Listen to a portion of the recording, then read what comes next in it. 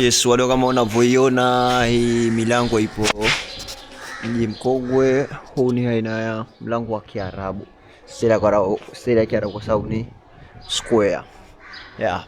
Ukiona mlango ambao upo kama square lakini juu kuna kama kinani. Ni oval sio na kita kidege gani. Unajua ni mlango wa aina za India kwa mujibu wa historia ya Zanzibar. So ya, na vile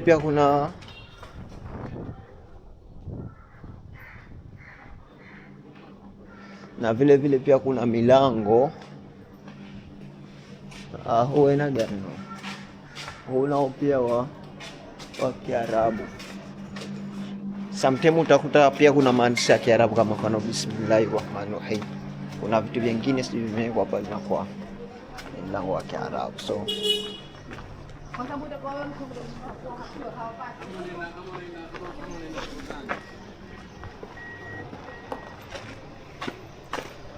here we go.